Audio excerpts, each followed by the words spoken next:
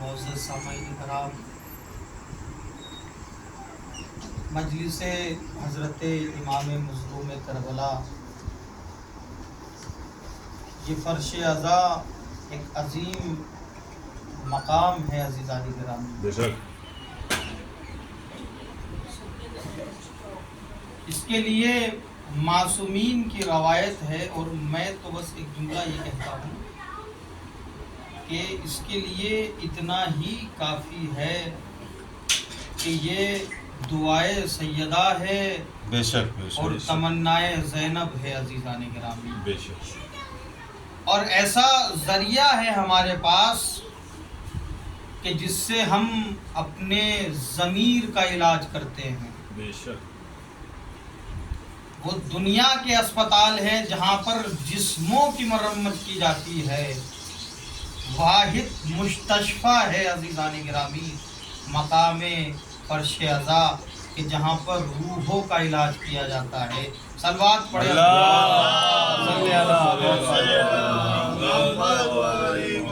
قرآن مجید کی آیہ مبارکہ سورہ زاریات کی آیت عزیزان گرامی کہ جس کی تلاوت میں کر رہا ہوں کہ خداوند قدوس جس میں ارشاد و اعلان فرما رہا ہے کہ میں نے تمہیں خلق ہی نہیں کیا، یعنی کہ کوئی مقصد نہیں ہے تمہاری خلقت کا مگر یہ کہ تم میری عبادات کرو۔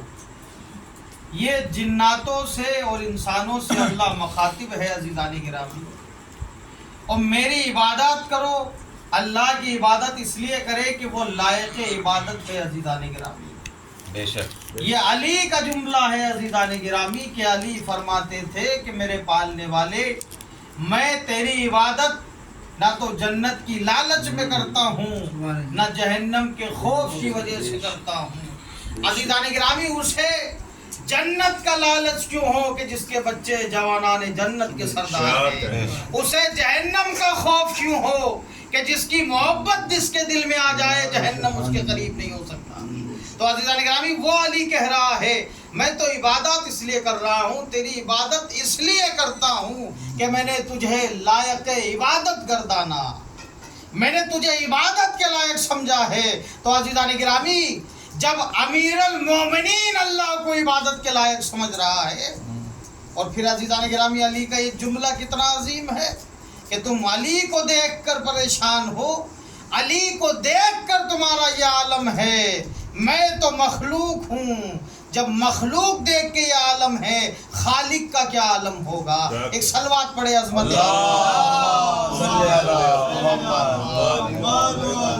کل ایک جملہ میں نے کہا تھا عزیزان گرامی کہ اللہ کا اسم، اللہ کا نام، یہ وہ اسم ہے جو جرأت عطا کرتا ہے کہ جس نام کو پڑھنے کے بعد عزیزان گرامی علی کی کیفیت بدل جاتی ہو۔ یہ سلیقہ بتا رہے ہیں نا ہمیں عبادت کا، یہ طریقہ بتا رہے ہیں ہمیں بندگی کا۔ کونوا لنا عابدین، ہم تو آئے ہی اسی لیے تاکہ تمہیں اللہ کا بندہ بنائے۔ یہ طریقہ عبادت بتانے آئے تھے، سلیقہ سکھانے آئے تھے عزیزان گرامی۔ اللہ ارشاد فرما رہا ہے کہ میں نے تمہیں اس لیے خلق کیا ہے تاکہ تم میری عبادات کرو۔ اتنے سارے انبیاء میں نے اس لیے بھیجے ہیں تاکہ تمہاری ہدایت کرنے کے بعد تمہیں داخل جنت کروں۔ خدا تو نہیں چاہتا۔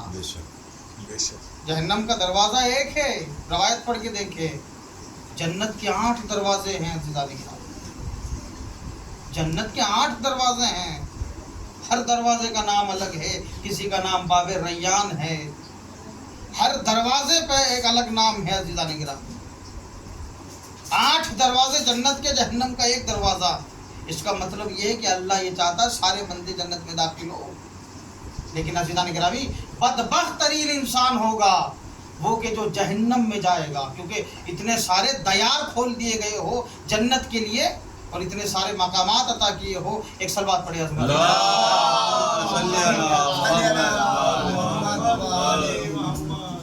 تو جس کا نام جرأت عطا کرتا ہو، اور اتنی جرأت کہ انسان آگ کے دریا میں اگر کود جائے اور بسم اللہ اس کی زبان پہ، یہ سلیقہ یہ طریقہ عزیزان گرامی آج علی نے سب سے زیادہ جو ہے زور دیا. آپ ہماری ولایت عزیزان گرامی، ہماری توحید اتنی مضبوط ہونا چاہیے. ہم نے خدا کو کیسے پہچانا ہے، کیسے گردانا اپنے خدا کو، جو جس چیز پہ علی کام کر کے گئے ہیں عزیزان گرامی، علی نے اپنے آپ کو منوایا تاکہ خدا مانے لوگ. قرآن ہمارے پاس موجود ہے، قرآن ہمارے لیے درس عبرت ہے عزیزان گرامی. ہر خشک و تر قرآن میں موجود ہے.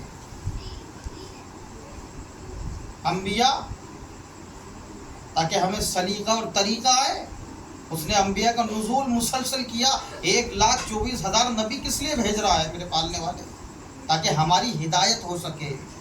اس کے بعد امامت کا مقام اس نے اس لیے رکھا. تو عزیزان گرامی اتنا عظیم ہے اللہ کا نام کہ اللہ کا ایک نبی ہے. اسی سے مربوط آیت ہے نا، اس لیے پیدا کر رہا ہوں تاکہ تمہیں خلق کرنے کا مقصد یہ ہے کہ تم میری عبادت کرو، میری عبادت کرو، میری پرستش کرو. ایک نبی ہے عزیزان گرامی. قرآن ہمیں دعوت دے رہا ہے اللہ کی طرف. ایک نبی ہے جو عظیم نبی ہے، جسے اللہ نے خلیل کہا ہے، جسے اللہ نے خلیل کہا ہے. کیا ہماری زندگی، ہم علماء کی زندگی، ہم معصومین کی حیات طیبہ اور انبیاء کی زندگی پڑھ کے اپنی زندگی کو عبرت اس طریقے سے سلیقہ نہیں لا سکتے عزیزان گرامی؟ پورا قرآن موجود ہے، ہمیں ہدایت کر رہا ہے. اور معصومین نے روایت کی، زیادہ تر روایتیں انبیاء کی.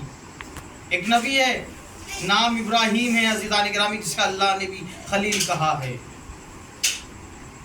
اور ایمان میں اتنا مستحکم اور مضبوط ہے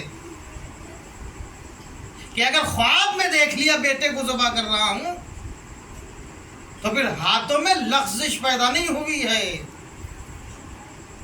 اور بیٹا بھی اتنا بڑا صابر ہے عزیزان گرامی. تو اللہ کی راہ میں اگر کوئی چیز قربان کی جائے تو خدا ہمیشہ باقی رکھتا ہے. بے شک بے شک. اسماعیل کی گردن پہ چھری نہیں چلی، بس لٹا اس نیت سے دیا تھا کہ بس اللہ کی راہ میں ذبح کر دوں گا.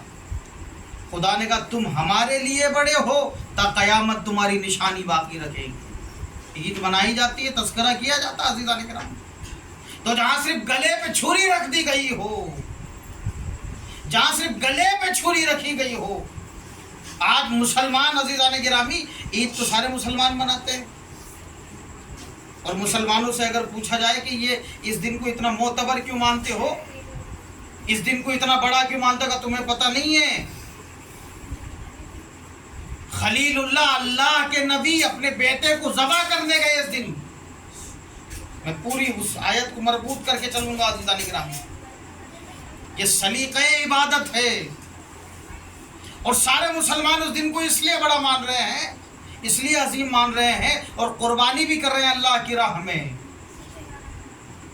کہ ابراہیم نبی اپنے بیٹے کو ذبح کرنے چلے لیکن گردن پہ چھری رکھی گئی عزیزان گرامی. بیٹا تو ذبح نہیں ہوا اللہ کی راہ میں، لیکن عزیزان گرامی عجب نہیں، آواز قدرت آئے پالنے والے، بیٹا ذبح نہیں ہوا تھا پھر بھی تو نے ہمیشہ کے لیے جو ہے یاد کو رکھ دیا، یہ نشانی رکھ دی. حتیٰ کہ روایت ملتی ہے کہ جو دمبا آیا تھا عزیزان گرامی جنت سے، اس کے سنگ بھی خانہ کعبہ میں رکھے گئے تھے ایک مدت تک، کہ بعد میں جب رسول اللہ کے زمانے میں وہ ساری چیزیں نکل کے آئی ہے تو وہ سنگ جب دکھائے گئے تو رسول نے کہا یہ اس دمبے کے سنگ ہے جو جنت سے آیا تھا. ایک صلوات پڑھے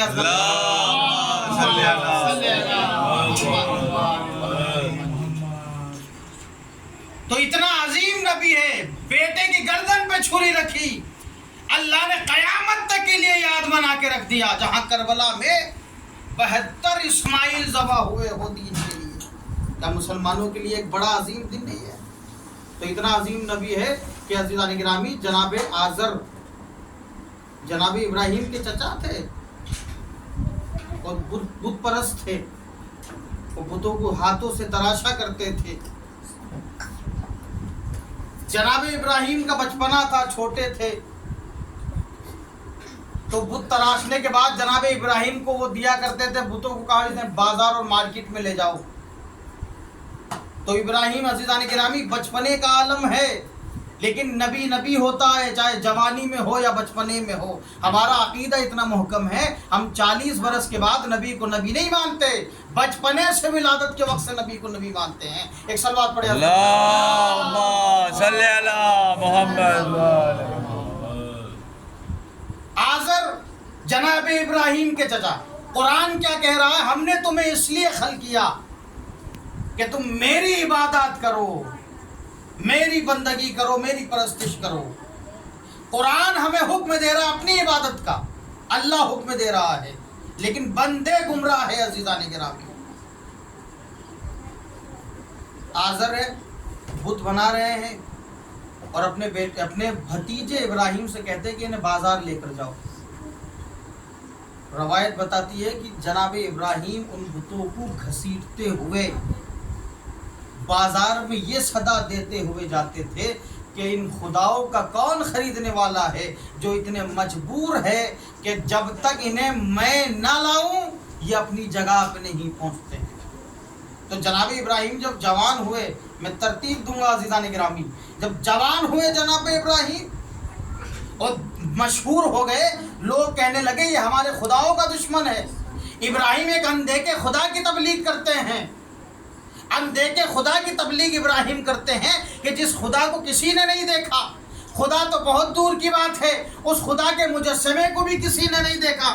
ابراہیم ایسا خدا کو مانتے ہیں، بھلا ہم کیسے ایسا خدا کو مان لے کہ جنہیں ہم نے دیکھا نہیں ہے. لیکن عزیزان گرامی ہمیں تاریخ میں یہ ملا کہ جب علی سے پوچھا گیا کہ آپ نے اللہ کو دیکھا ہے تو علی نے کہا میں ایسے خدا کی عبادت نہیں کرتا جسے دیکھا نہ ہو. کہا پوچھا یا علی کیسے دیکھا؟ کہا ایمان کی نگاہوں سے دیکھا. ایمان کی نظر سے دیکھو گے ہر جگہ پہ تمہیں خدا نظر آئے گا. ایک سلوات پڑھے صلی علی محمد. بت ہے عزیزان گرامی، ابراہیم لے کے جا رہے ہیں اور جناب ابراہیم مشہور ہو گئے یہ ہمارے خداؤں کا دشمن ہے. ایک معبد کے اندر اتنے سارے بت رکھے ہوئے ہیں، چھوٹے بت بھی ہے، بڑے بت بھی ہے، اور سارے لوگ وقت پہ جو ہے عبادت کیا کرتے تھے، اپنے خدا کی عبادت کرتے تھے.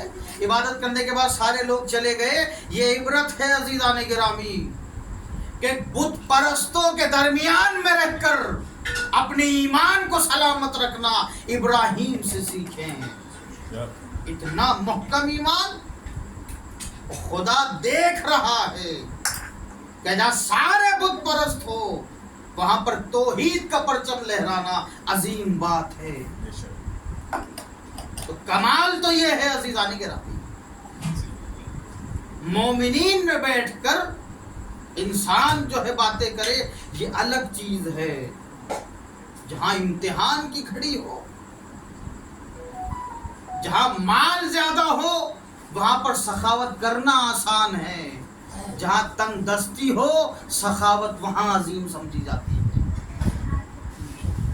عظیم یہ نہیں ہے عزیزان گرامی جہاں دریا موجود ہو پانی پلانا اتنا کمال نہیں ہے.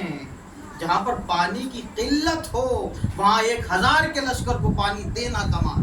ایک سلوات پڑھے اللہم صلی علی محمد. تو انہوں نے وہ سارے لوگ معبد سے چلے گئے، اس میں بت رکھے ہوئے، چھوٹے بت بھی ہے، بڑے بت بھی ہے. ابراہیم پلٹ رہے تھے، بیلچہ ان کے ہاتھ میں تھا. کتنا مشہور واقعہ ہے عزیزان گرامی.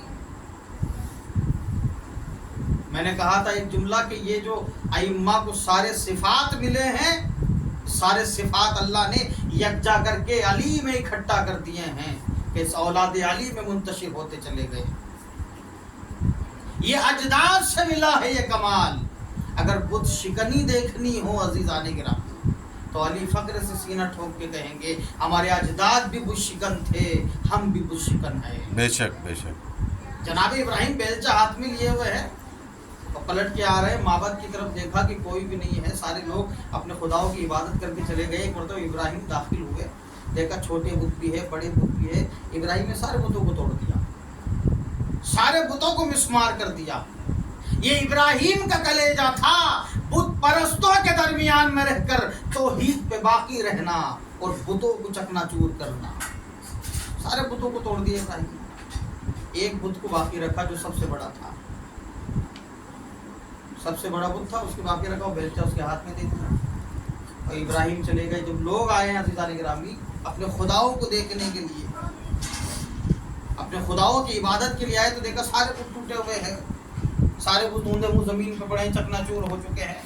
तो सबने देख के यकबैक ये जुमला कहा, ये कोई नहीं हो सकता इब्राहिम के अलावा, वही हमारे खुदाओं का दुश्मन है, उन्हीं उसी ने जो है सारे बुत तोड़े होंगे, यानी हमारे खुदाओं को उसी ने मिसमार किया होगा। मतलब जनाब इब्राहिम को बुलाया गया, कहा वो अकेला ही तो है जो हमारे खुदाओं का दुश्मन है।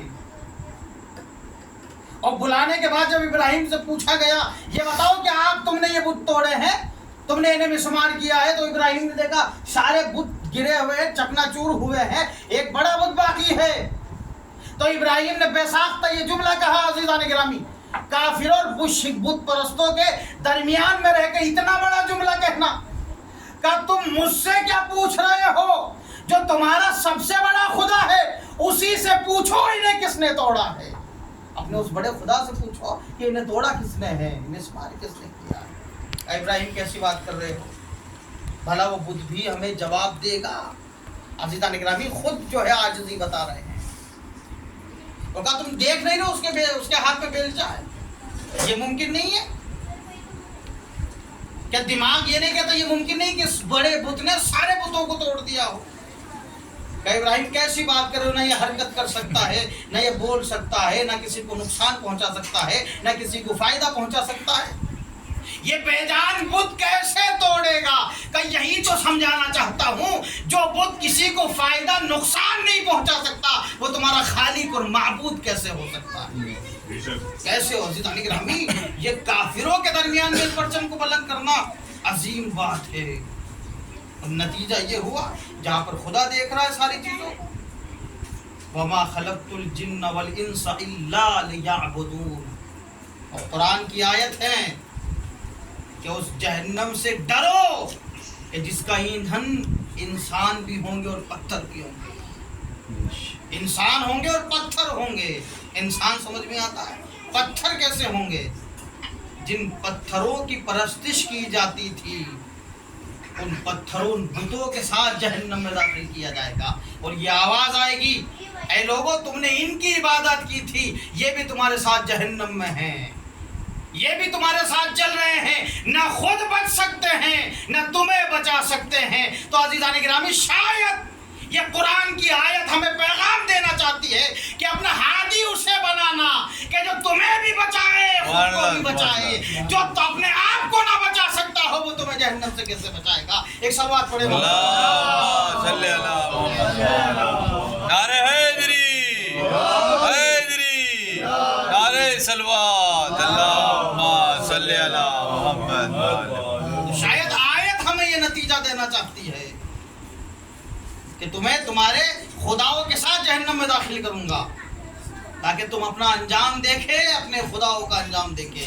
या जुमला बदल कर ये जुमला कहूँ कि तुम अपना भी अंजाम देखे, तुमने जिन पे एतमाद और भरोसा किया था उनका भी अंजाम देखें कि ना वो खुद को बचा पाए ना तुम्हें बचा पाए। तो इससे नतीजा ये निकलता है, हादी और वसीला इतना मजबूत बनाइए, इतना अजीम होना चाहिए अज़ीज़ान गिरामी, कि जिसकी मोहब्बत कमाल बिखेरती हो। और ये शरफ तो किसी को भी नहीं आले मोहम्मद के अलावा।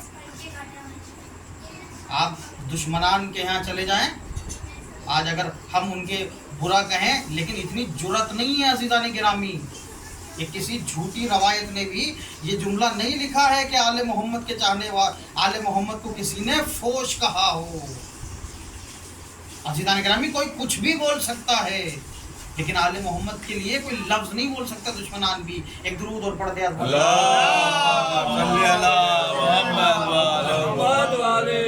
जनाब इब्राहिम है कि जिन्होंने बुत परस्तों के दरमियान में रह के परचम को बुलंद किया, तौहीद के परचम को। इतनी अजीम आग लगाई गई, कुरान ने जिक्र किया नारे नमरूदी, कि अगर परिंदा ऊपर से उड़ के जाता था तो भून जाया करता था।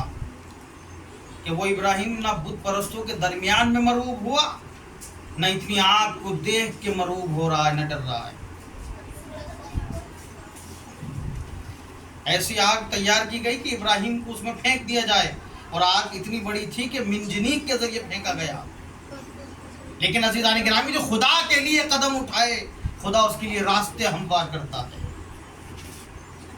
ایک مرتبہ جب جناب ابراہیم کو پھینکا گیا آگ میں، لیکن ابھی بھی ابراہیم خدا کو پکار رہے ہیں۔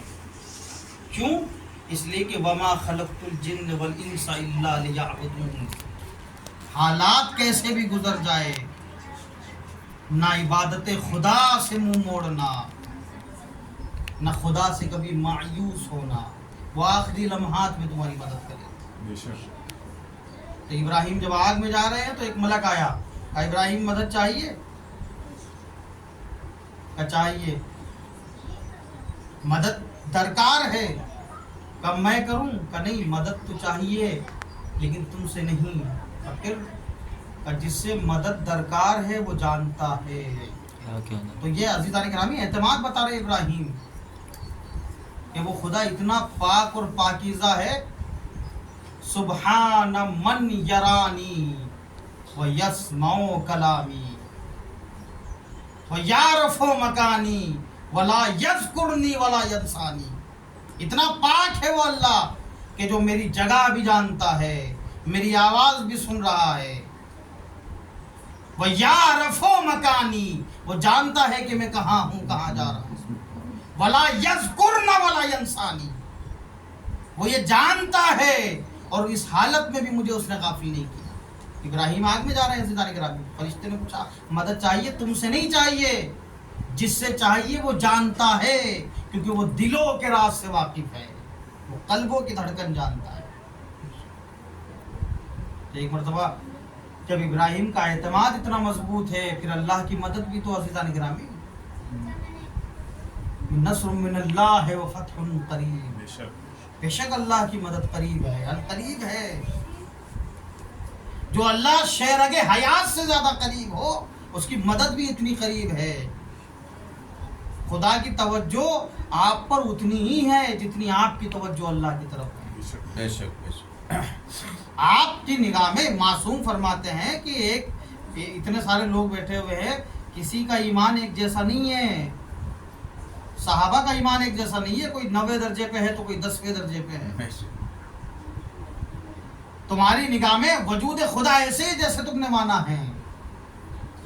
مولا علی سے پوچھا جا رہا ہے کہ وجود خدا اور اس کی قدرت بتائیں کیسی ہے، تو اس کی قدرت اپنی جگہ ہے، لیکن تمہارے عقیدے میں تمہارا اللہ کیسا ہے، جیسا تم نے مان لیا ہے ویسا ہی اللہ تمہاری نگاہ میں ہے۔ ایک صلوات پڑھے محمد والا۔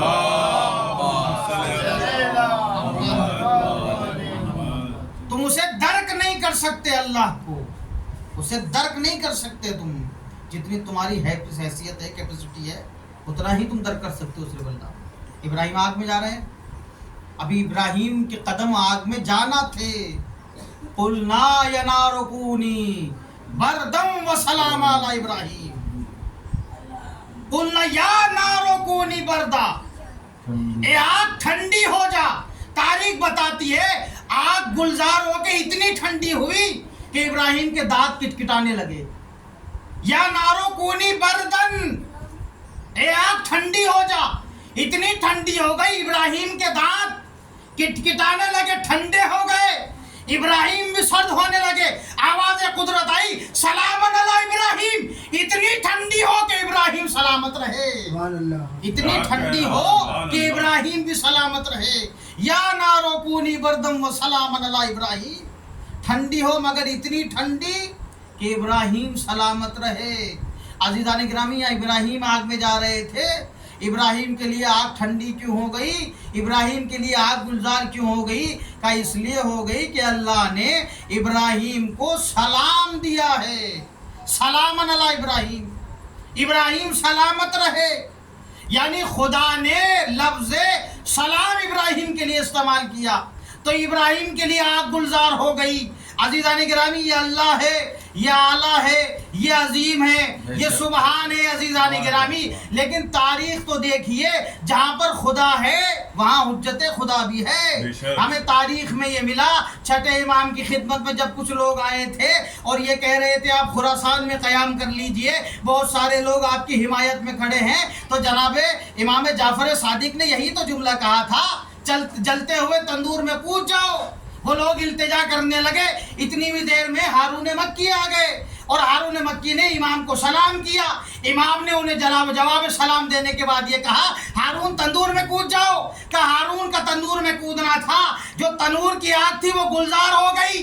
کہ یہ گلزار کیسے ہو گئی؟ کہ تم نے قرآن نہیں پڑھا، جہاں خدا نے دعائے سلامتی دی ابراہیم کے لیے آگ گلزار ہو گئی. یہ حجت خدا نے لفظ سلام کہا ہے. تو جسے خدا حجت خدا سلامتی کی دعا دے، آگ ضرر نہیں پہنچا سکتی ہے.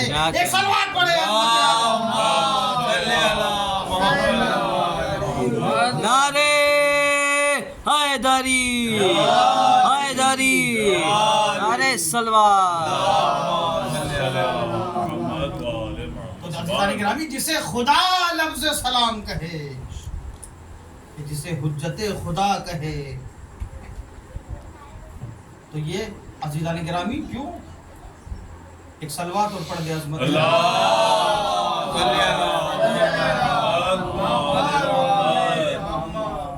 تو عزیزان گرامی ہر حال میں ہمیں اس مقصد کو ہمارے ذہن میں رکھنا ہے کہ ہمیں تخلیق کیوں ہوئی ہماری.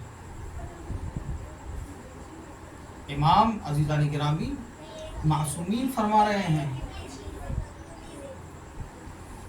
کہ اپنے مقصد کو یاد رکھو، ورنہ علی عزیزان گرامی علی جیسا عادل، علی جیسا بہادر جب مصلی عبادت پہ کھڑا ہے، تو جس نے خیبر میں علی کو دیکھا ہے در خیبر اکھاڑتا ہوا، جس نے مرحب کو پچھاڑتے ہوئے دیکھا ہے، جب اس نے مصلی پہ علی کو دیکھا کہ علی کا یہ عالم ہے کہ علی کپا رہے ہیں، علی کے بدن میں لرزہ طاری ہے، تو ایک مرتبہ پوچھتا ہے کہ یہ وہی علی ہے کہ جس نے در خیبر 2 انگلیوں پہ اٹھایا ہے؟ یہ وہی علی ہے کہ جس نے مرحب کو پچھاڑا ہے؟ کہاں یہ وہی علی ہے. تو مصلی عبادت پہ یہ عالم ہے، اس لیے کہ یہ اپنے خدا کے سامنے ہے. یہ ہمیں کیا بتانا چاہتے ہیں عزیزان گرامی؟ علی ہمیں طریقہ عبادت بتا رہے ہیں، سلیقہ عبادت سکھا رہے ہیں. نہ اپنے عمل کو زیادہ گرداننا، نہ اپنے عمل کو کافی سمجھنا. کیوں؟ اس لیے کہ ایک مرتبہ جناب موسیٰ کی ملاقات ایک شیطان سے ہوئی. کتاب قصص الانبیاء اور اس روایت کو اس واقعے کو راوی اتنا معتبر ہے کہ کوئی کاٹ نہیں سکتا. اس کے راوی حضرت محمد مصطفیٰ صلی اللہ رسول خدا نے اس واقعے کو نقل کیا ہے اصحاب کے سامنے، اور کتاب قصص الانبیاء میں یہ تحریر ہے، حوالہ رسول اللہ کا دیا ہے. ایک مرتبہ حضرت موسیٰ ایک جگہ سے گزر رہے تھے کہ ایک شخص کی ملاقات جناب موسیٰ سے ہوئی کہ جس کے سر کے اوپر زرق برق لمبی ٹوپی تھی، اور اس نے موسیٰ کو سلام کیا. اس نے کہا سلام علی موسیٰ. تو موسیٰ نے کہا کہ تم کون ہو؟ کہا انا ابلیس، میں شیطان ہوں. کہا میرے پاس کیوں آئے ہو؟ کہا اللہ کی نگاہ میں آپ کا مرتبہ بڑا عظیم ہے موسیٰ، کہ آپ اتنے عظیم ہو کہ آپ کو اللہ نے کلیم اللہ اور ید بیضا عطا کیا، آپ کو اللہ نے عصا عطا کیا، میں اس مرتبے کو سلام کرتا ہوں. شیطان کا جملہ ہے، میں اس مرتبے کو سلام کرتا ہوں. عزیزان گرامی یہ جملہ بدل کر کہوں کہ شیطان دست کف تو نہیں مل رہا ہے کہ اللہ نے آپ کو مرتبہ عطا کیا ہے، تو یہ دیکھ رہا اپنا بھی انجام کہ موسیٰ کو جو مرتبہ عطا ہوا ہے موسیٰ کی اتباع کی وجہ سے، اللہ کی اتباع کی وجہ سے. یہ موسیٰ کی فرما برداری تھی، اللہ پہ اعتماد بھروسہ تھا کہ اللہ نے کلیم اللہ بھی کہا ہے، ید بیضا بھی دیا ہے. اور شیطان اپنا انجام دیکھ رہا ہے، بغاوت کا نتیجہ مردود ہونا ہے بارگاہ سے. تو جیسے اللہ مردود کر دیتا ہے بارگاہ سے، اللہ جیسے بارگاہ سے نکال دیتا ہے عزیزان گرامی، یا اللہ کی نگاہ میں جو تقرب حاصل کر لے، اللہ اسے عظیم بنا دیتا ہے موسیٰ کی طرح، لیکن اللہ کی بارگاہ میں جو بغاوت کرے اللہ اسے شیطان کی طرح مردود قرار دے دیتا ہے۔ یہی حال عزیزان گرامی در اہل بیت بھی اتنا عظیم ہے۔ یہاں عزیزان گرامی اگر کوئی انکساری کے ساتھ آئے، جھک کے آئے، چاہے گناہگار ہو، اسے حر بنا دیتے ہیں، لیکن کوئی بغاوت دکھائے، کوئی اکڑ دکھائے عزیزان گرامی تو قیامت تک کے لیے لعنتی ہو جاتا ہے۔ صلوات پڑھیں عظمت عالم۔ اللہم صلی علی محمد آل محمد۔ تو موسیٰ کہہ رہے ہیں کہ تو شیطان ابلیس ہے، ہاں، کہ یہ سر پہ تیرے کیا ہے؟ ٹوپی۔ کئی ضرب بر میں بندوں کو گمراہ کرتا ہوں۔ اور چھٹے امام کی حدیث ہے عزیزان گرامی، اور معصوم نے نقل کیا ہے کہ ہمارے شیعوں کو پہچاننا ہو تو ظاہری رکوع سجود کے ذریعے نہ پہچانو۔ امام کا جملہ پڑھ رہا ہوں، عبادات تو سبھی کرتے ہیں، دوسرے بھی کر رہے ہیں، ہمارے اس لیے کہ کربلا میں عزیزان گرامی لشکر یزید میں بھی نمازی تھے، حافظ قرآن 1000 حافظ قرآن موجود تھے۔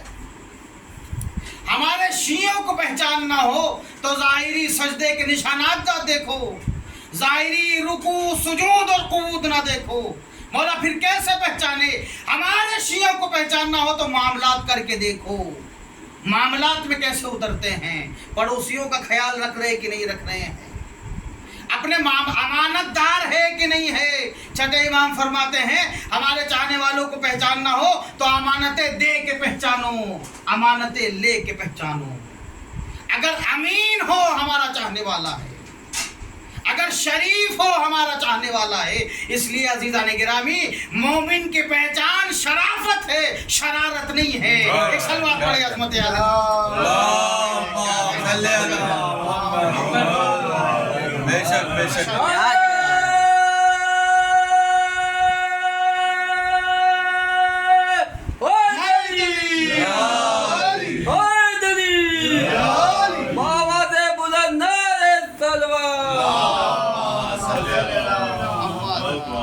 مومن شریف ہوتا ہے، شریر نہیں ہوتا عزیزان گرامی، اس کے وجود میں شرافت پائی جاتی ہے۔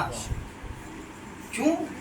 اس لیے کہ ہماری محبتیں انسان کو عظیم اور اعلیٰ بناتی ہے، اور جب انسان میں انکساری، امام فرما رہے ہمارے چاہنے والوں کو دیکھنا ہو تو اس کے وجود میں شرافت تلاش کرو، اس کے وجود میں خیانت جو ہے امانت داری تلاش کرو، وہ امین ہونا چاہیے۔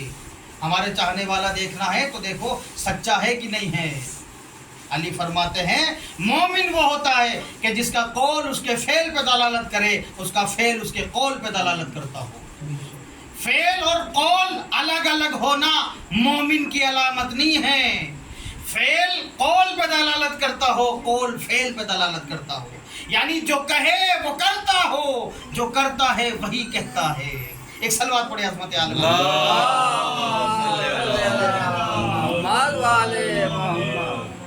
موسیٰ پوچھ رہے ہیں کہ میں بندوں کو گمراہ کرتا ہوں، کہ یہ بتا تیرا حربہ کیا ہے، تیرے حربے بتا، سب سے بڑا ہتھیار کیا ہے تیرا حربہ، کیسے؟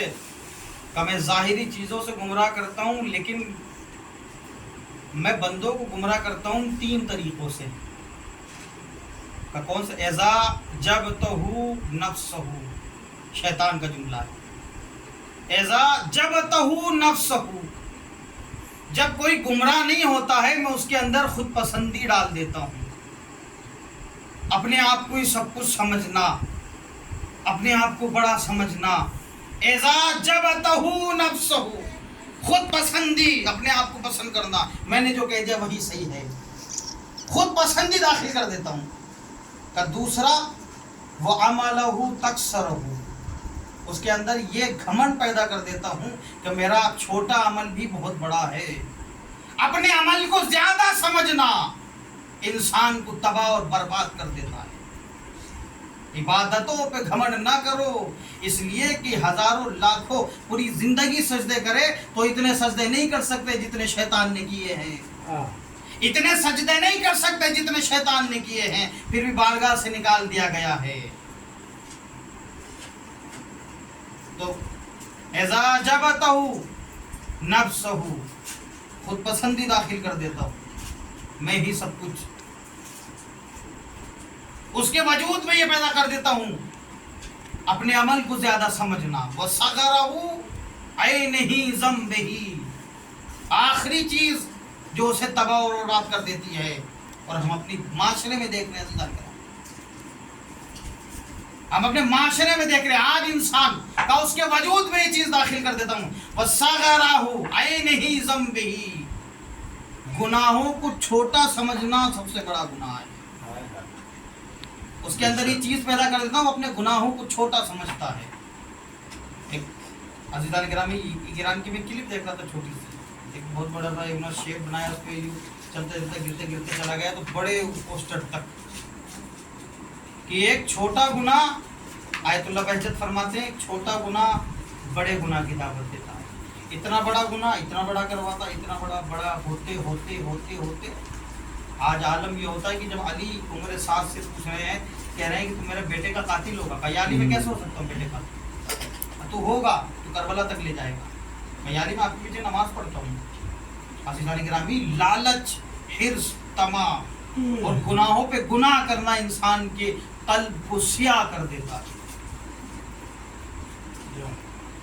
تو عزیزان گرامی، انسان ان چیزوں سے دور رہے گا جب تو ہو نفس ہو، خود پسندی ختم کریں کہ ہم نے جو کہہ دیا وہی صحیح ہے۔ نہیں عزیزان گرامی، جو آپ نے کہا وہ صحیح نہیں ہے، جو علی نے کہا وہ صحیح ہے۔ اپنے قول کو علی کے قول سے ملا کے دیکھو، کیا ہماری باتیں ان باتوں پہ کھری اتر رہی ہے جو علی کہہ رہے ہیں؟ تکثرہ عملہ واستکثرہ عملہ، اپنے عمل کو زیادہ سمجھنا۔ ایک چھوٹی سی نیکی بہت بڑی نیکی کر کے آ رہے ہیں، بہت بڑی عبادت انجام دے دی ہم نے، نہیں عزیزان کرام۔ وَزَعِنِ ذَنبِهِ، گناہوں کو چھوڑیے۔ اتنا آیت اللہ، عزیزان گرامی، آیت اللہ بہجت فرماتے ہیں، آیت اللہ دستغیب شیرازی گناہان کبیرہ میں لکھتے ہیں، تمہاری سب سے بڑا گناہ ہی وہی ہے کہ جسے انسان چھوٹا گناہ سمجھے۔ یہ جملہ بدل کر کہوں، اپنے گناہوں کو چھوٹا سمجھنا سب سے بڑا گناہ کہلاتا ہے۔ ایک انسان نے گناہ کر دیا، آپ جتنا بڑا گناہ کر دیجئے، اتنی بڑی غلطی اور گناہ ہو گیا، کوئی بات نہیں، اللہ کی بارگاہ میں توبہ کرے، اللہ معاف کرے گا۔ لیکن گناہ کر کے گناہ چھوٹا سمجھنا، کچھ نہیں کیا ہم نے تو، یہ سب سے بڑا گناہ ہے عزیزان گرامی۔ اس آیت پہ انسان کھڑا اترے، وما خلقت الجن والانس الا لیعبدون، ہم نے نہیں پیدا کیا مگر تم ہماری عبادت کرو۔ وہ صرف انسانوں سے مخاطب نہیں ہے اللہ، جنات سے بھی مخاطب ہے۔ یہ جملہ کہا تھا امر بالمعروف نہی عن المنکر، بچوں کی کتابوں میں عزیزان گرامی، مکتب میں بچے جاتے ہیں اول اور دوم میں ہیں، دینیات تک میں داخل ہے، چھوٹے چھوٹے بچوں کو بھی سکھائے، کیوں؟ اس لیے کہ یہ واجب ہے، مسلمان پر واجب ہے کہ مسلمان کو غلطی گناہ کرتا دیکھے تو روکے۔ امر بالمعروف نہی عن المنکر ہر مسلمان کا فریضہ ہے۔ یہ جملہ بدل کر کہوں، اگر حسین نے کربلا جاتے وقت، مدینے سے نکلتے وقت یہ جملہ کہا ہے کہ میں امر بالمعروف کے لیے کربلا جا رہا ہوں، نہی عن المنکر کے لیے کربلا جا رہا ہوں، پھر تو عزیزان گرامی اس وقت سے سوال یہ اٹھتا ہے کہ امر بالمعروف نہی عن المنکر ہر حسینی پہ واجب ہے۔ اگر حسین اس کے لیے جا رہے ہیں، اس کا مطلب ہر حسینی کا فریضہ ہے کہ امر بالمعروف کر کے ثابت کرے کہ حسینی ہے، نہی عن المنکر انجام دے کے بتائے کہ ہم حقیقی حسینی ہے۔ ایک صلوات پڑھیں اللہم صلی علی محمد و آل محمد۔ عزیزان گرامی، حسین کا خروج، اور حسین اکیلے نہیں جا رہے ہیں، پھر تو ہمیں روایتیں ملتی ہے کہ پھر اس سے پہلے کہ حسین کربلا پہنچے ہو، ایک بیوی کربلا پہنچ گئی ہے۔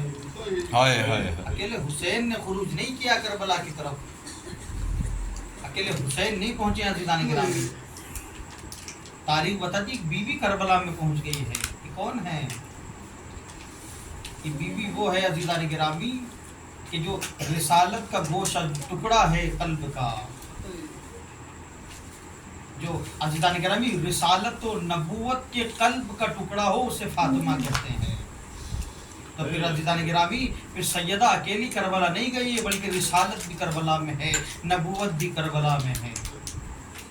کربلا میں عزیزان گرامی یزید لاکھوں کا لشکر ہے ایک طرف یزید کا، لیکن حسین اس آیت کے مصداق بن رہے ہیں کہ اللہ نے انسانوں کو خلق اس لیے کیا ہے کہ وہ اس کی ہر حال میں عبادت کرے، چاہے دشمنوں میں ہم گر جائے لیکن ہم خدا کی عبادت سے منہ نہیں موڑیں گے۔ عزیزان گرامی حسین کی ایک رات کی مہلت مانگنا بھی اس آیت کی تصدیق اور مصداق کرتا ہے۔ ہاں عزیزان گرامی ابھی یہ ایام وہ ایام چل رہے ہیں کہ جس میں آل محمد اسیر ہے۔